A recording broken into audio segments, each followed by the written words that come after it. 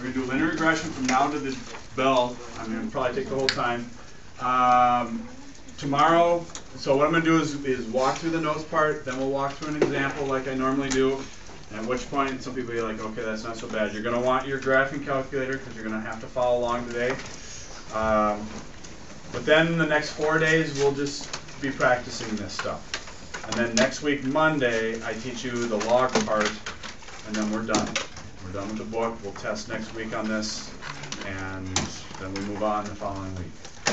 So we move on to just start reviewing. Okay? So probably your biggest lesson of the try would be today's. And it's not really anything major because it's all stuff you've done before. It's just now we put a little twist to it.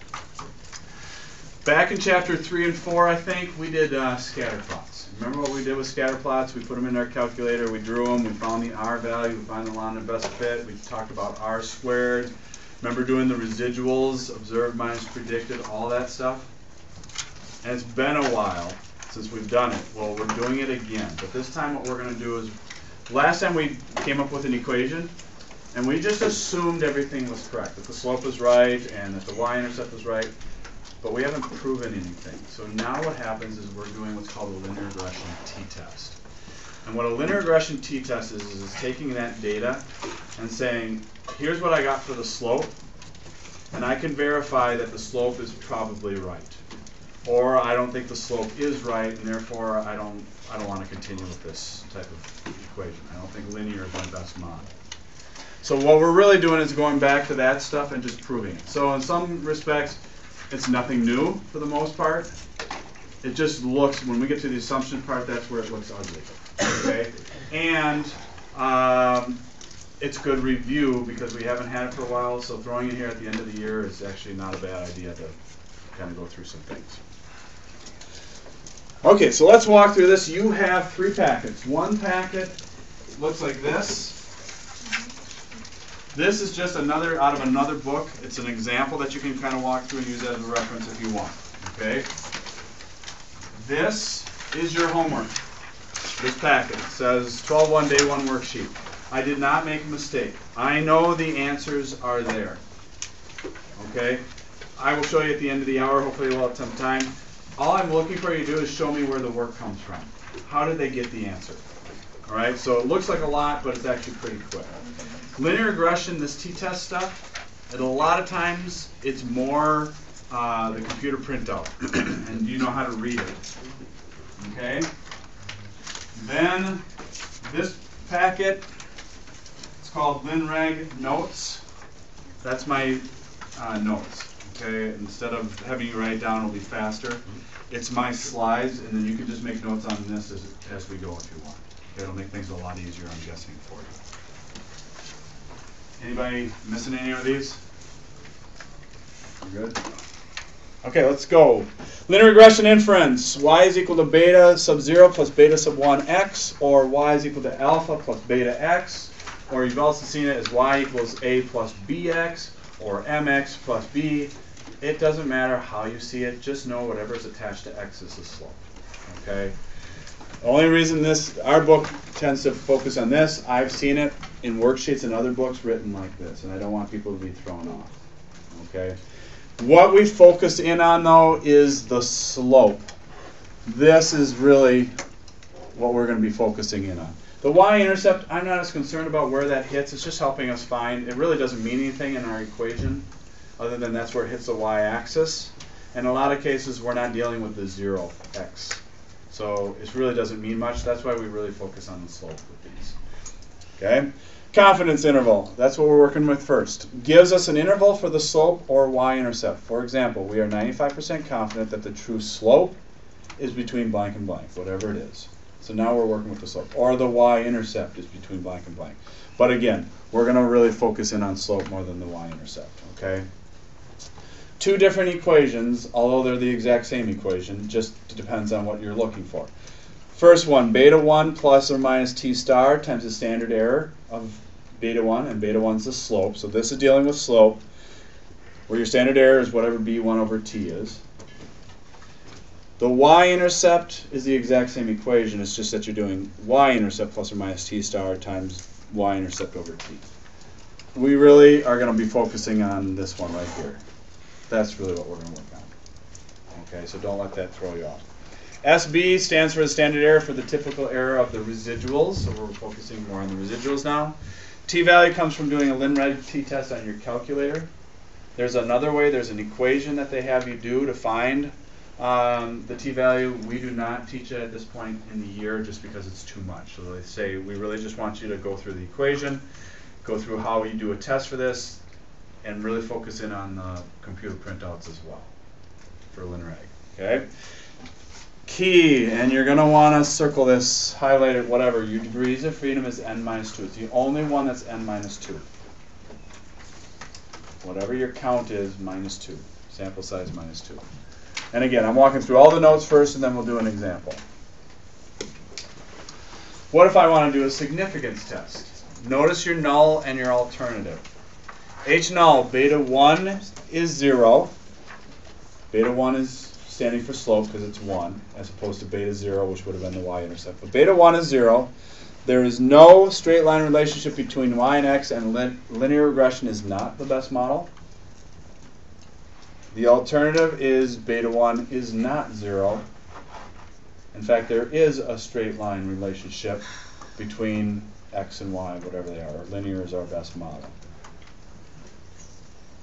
You need both parts. You need this part, the beta 1 equals 0 and not equal to 0, and you need the context of the problem. And the fact that it's a linear relationship. You need both of those parts for this null and alternative. Now people are going to go, how am I going to remember this? The way you can remember this, if I give you a graph, actually I don't even need to do the graph. If I say R is 0.97, is that good or bad in terms of a linear relationship? Good. It's a strong positive linear relationship, right? What if I said R is 0.01? That's bad. Why? It's super scattered, it's close to 0, right? That's how you can remember this. If beta 1 is 0, is there a linear relationship? If R was 0, no. So think of this almost like it's an R. If R is 0, there's going to be no linear relationship.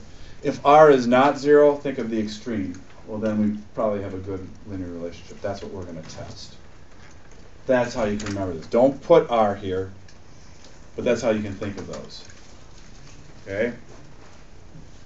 Now, they might say greater than 0, which just means it has an increasing relationship. It could be less than 0, it just means it has a decreasing relationship. That's no different than my points went uphill, a slope of a positive versus slope that's negative, positive versus negative. So that's the only way that if beta is less than 0, you're saying is there a decreasing linear relationship between. Test, name the test and state the parameter. The assumptions is linear. I'll show you that in the next one. That's probably the hardest part about this whole thing, just because we have to do so much with residuals. Here's your equation, super easy. Beta 1 minus 0 over the standard error, where beta 1 goes in that spot, beta 1 over your t-value. And then your conclusion doesn't really change at alpha 0.05. You'll reject the null in favor of there being a linear relationship between x and y, whatever they are, or you fail to reject the null and there is no relationship. Okay, that one could go either way. Here's liner. These are things that you need for your assumptions, and this is on the next page. Start by making a histogram or normal probability plot of the residuals. It is of the residuals, so circle that, highlight that, whatever, but this is dealing with the residuals. And also make a residual plot. What do the letters stand for? Linear, you're going to look at the scatter plot for this first one. You're going to just look at the scatter plot and go, does it look like a linear could be our best model? And that's all you say. Scatter plot shows some linearity to it, or something like that. So you're actually looking at the scatter plot. Sometimes they give you the scatter plot, sometimes you have to just type it in your calculator real quick. Independent. Do you have replacement or not? And then 10n less than the population. That isn't anything new, right? We've been dealing with that. So that should be independent, should be fine. Normal. Make a stem plot, histogram, or normal probability plot of the residuals. This is different. It's got to be of the residuals. And I would either do a histogram or a normal probability plot. I wouldn't really, stem plot seems too much, too long. Then you're going to check equal variance. This is where you go and you look at the residuals. Remember, for a residual plot, here's your x, here's your residuals. You want the points scattered. The more scattered, the more normal the data. Or the more normal, yeah, that's it. The more scattered, the more normal the data, right? That's what they're checking here, is equal variance. Are they varying equally among the x-axis? And then random is just, was it a random sample? That isn't anything new. So linear, just checking to see if the scatter plot shows some linearity. Independent, 10n less than the population, or was it replacement? Normal, check normality, either a histogram or a normal probability plot for the residuals. Equal variance, graph the residual plot, make sure you have equal varying, okay? They're scattered. And then random, are they random? Let's review real quick. And I think this is on your notes, right below it. I think I hand wrote it. L1 would be your x values. L2 would be your y values. Are those your observed or predicted? Observed. Very good. That's your observed because you literally observed it. You got them off the data chart. Then list 3, you're going to go through and do whatever your slope is times L1 plus whatever your y-intercept is. And that gives you your predicted.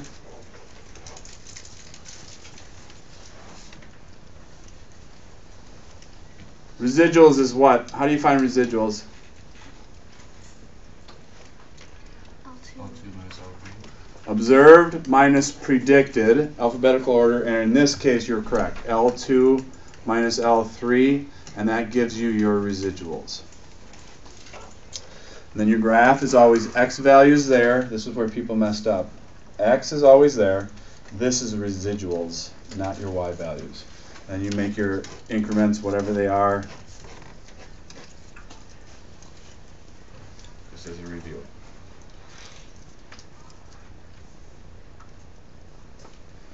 Let's walk through an example. You have this in front of you. Everybody type this into your calculator. L1 and L2. Type these in.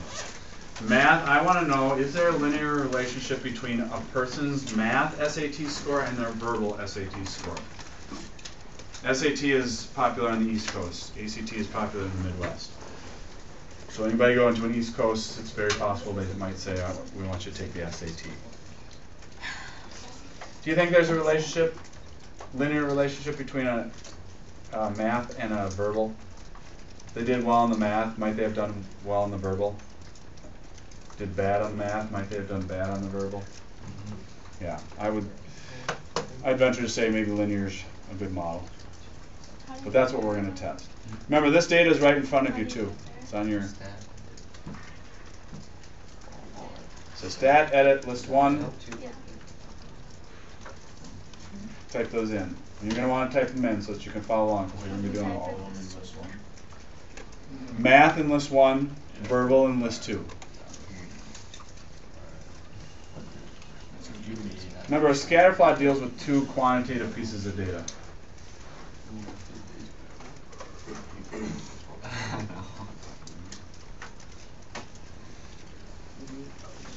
So math would be in L1, verbal should be in L2.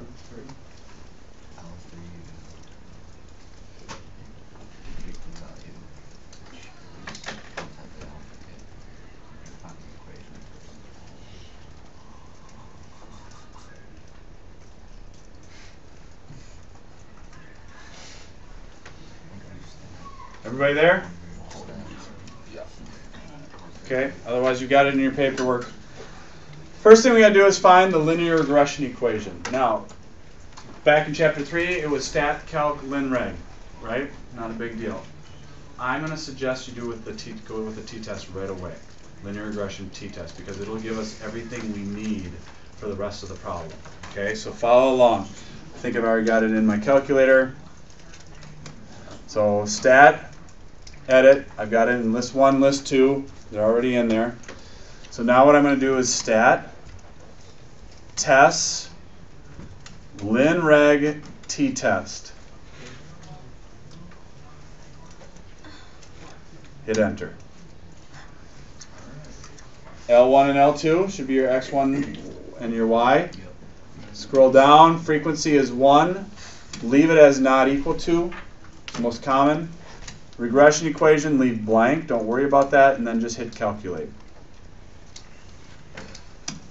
So here, for find the linear regression equation, what I would do is say, do stat, calc, Linear T-test. You know what I mean? So here, stat, calc, Linear T-test. So you remember how to get it? It's just easier to find it. No, not stat calc, sorry, stat test Linear T-test. That'll give you everything. All right, equation y equals 1.16 times x plus minus 46.4. Do I remember the numbers correctly? Yep. All right, thank you. Can I just stop right there and move on? Yep. You write a line of best fit, what do you got to always remember? Define what x and y are. X is math scores, y is verbal scores.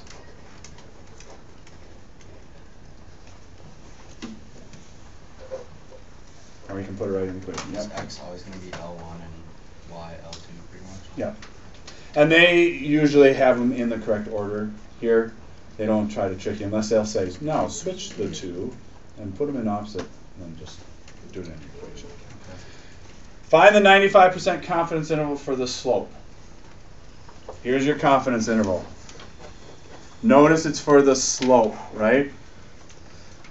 So it's going to be beta 1 plus or minus t star times beta 1 over t. That's what your standard error is, right? Beta 1 over your t value. I know my slope is 1.16. Plus or minus t star we'll come back to.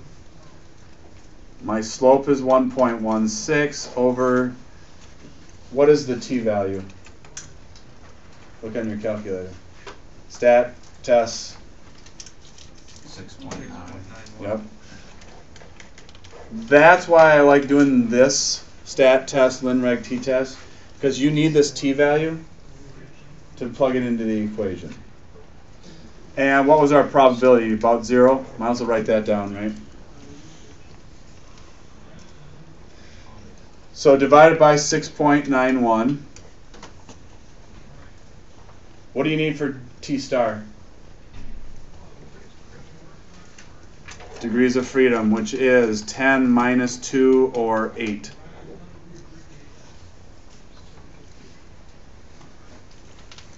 Take out your t-table. Make sure everybody remembers how to do this. Degrees of freedom 8, look at that row.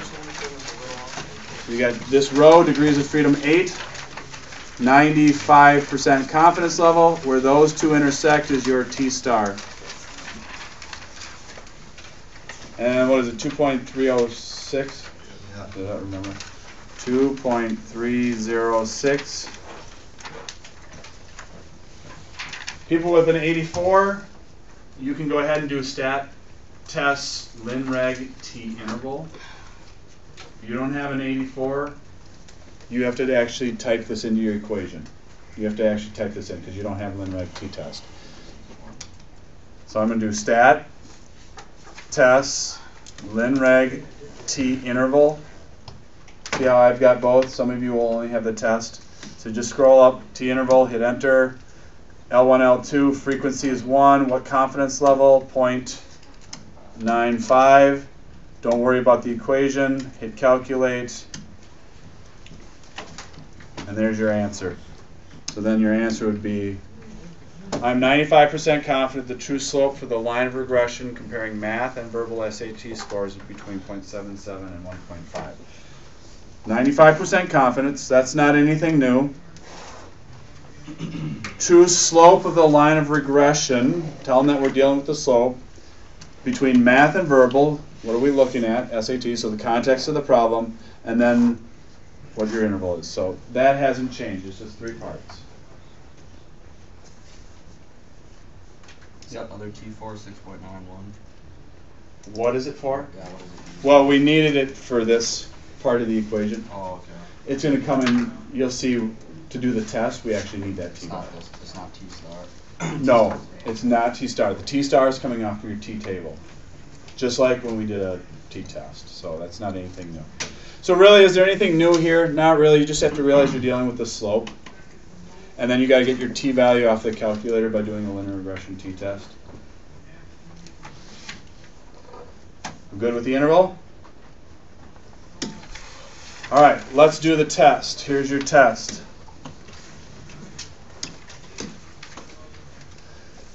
H null, beta 1 is 0, because I'm going to test the slope for the math and verbal S. Oops, I spelled verbal wrong.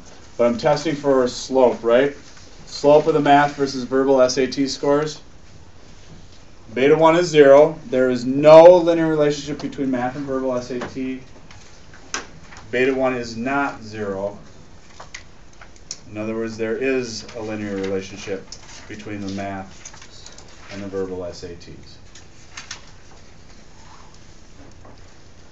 I think I've boxed that out for you guys, right?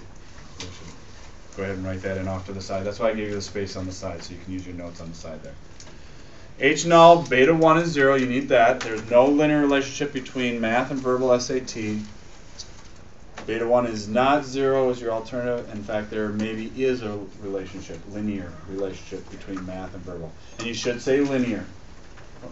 Otherwise, there's exponentials, there's trigonometric, I mean, all those different functions we talked about.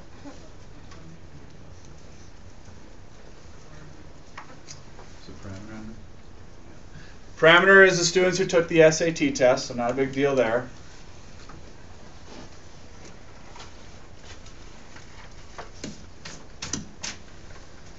Okay, our test is going to be a Lin Reg T-test. Assumptions. What does the assumptions really work with? We're working with residuals and stuff, right? So let's go back. The first L is looking at the scatter plot, right? So let's go back to our calculator. Let's go to second y equals. Plots on. A scatter plot for L1 versus L2. Zoom 9.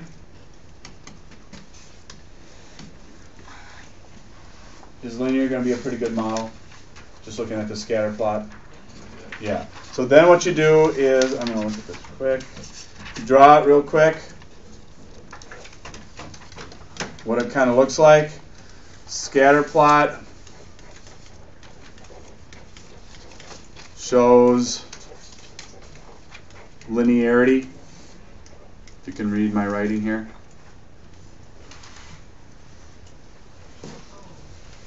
You just check and make sure the scatter plot, in fact, shows that it's probably going to be a linear, it's a good model. Then independence. Is 10 times 10 students less than the population of SAT students? I don't think we have any problem there, do we?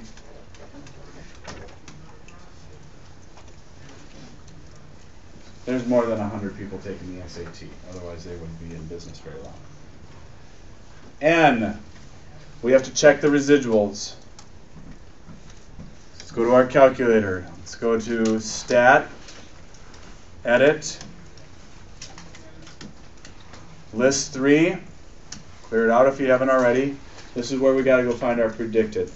1.16 times x, which is in List 1. Plus the slope, which was a negative 46.4. When I hit enter, it fills in all my predicted values. This is just like that handwritten notes that's on your sheet. So then let's go over and find our residuals. It's observed, so L2 minus L3.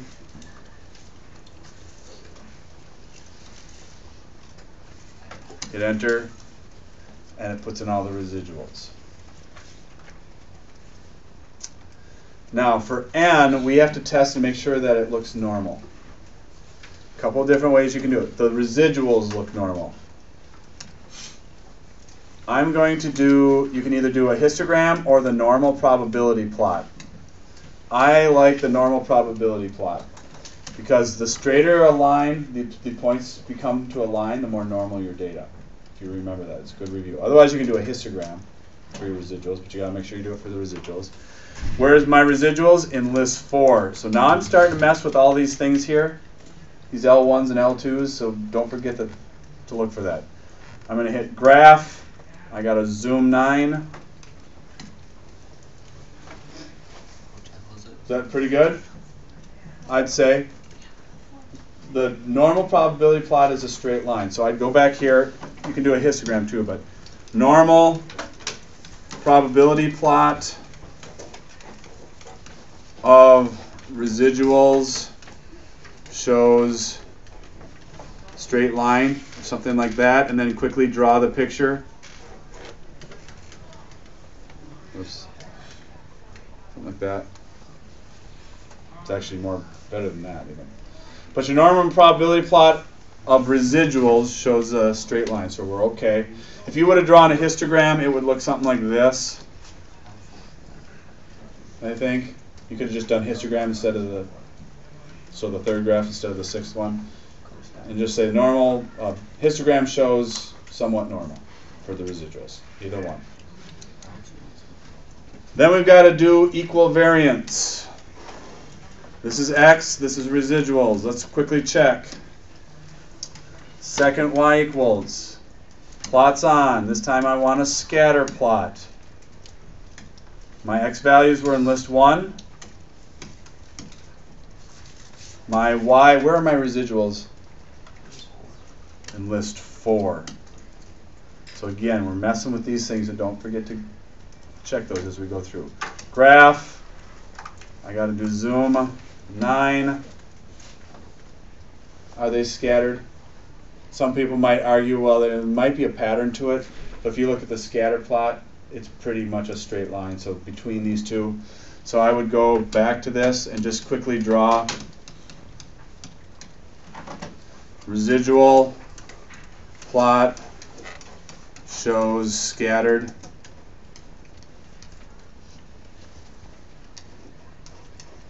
Or equal variance, something like that. So linear is the best model.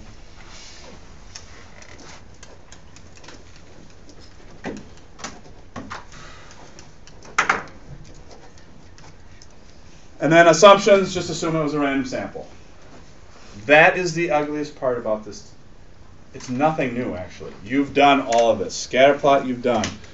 Testing for independence, you've done. The residuals for the normal probability, or normal probability plot for the residuals is new, but you've done the normal probability plot. It's just been a while since you've done it. And then the residuals, same thing. You've done residuals, it's just been a while, so it's a good review. So then let's do the test, because we covered the assumptions. What was our slope? 1.16 minus 0 over standard error, which is 1.16 over the t-value. Now this is where, which was 6.91 was our t-value from earlier, doing it on our calculator. Here's where it's kind of goofy. We had to do the linear regression t-test to find the t-value, so that we could plug that t-value into the equation to find the t-value. There's longer ways of finding that t and that slope. We just don't teach it at this point. So you should just say thank you. We'll just make it simple. Can't divide by a fraction, so you multiply by the reciprocal. What happens to the 1.16s? They'll cancel out and leave you with that t-value of 6.191. See what I mean? You needed the t-value to find the t-value. Just go with it. Say thank you, because the calculator will do it for you. You don't have to worry about it. Otherwise, it gets kind of ugly. P-value was 0, right? When you did the very beginning, we did the Linear Regression T-test. You had a p-value of 0 and a t-score of 6.91. So then our conclusion, nothing changes. At alpha 0.05, we'll reject the null because we're below alpha 0.05, of there being a linear relationship between students, in favor of there being a linear relationship between students' math and verbal SAT scores.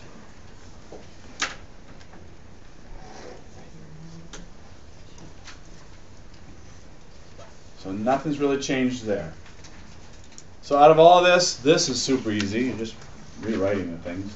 It's the assumptions and all the residual stuff that kind of throws people off.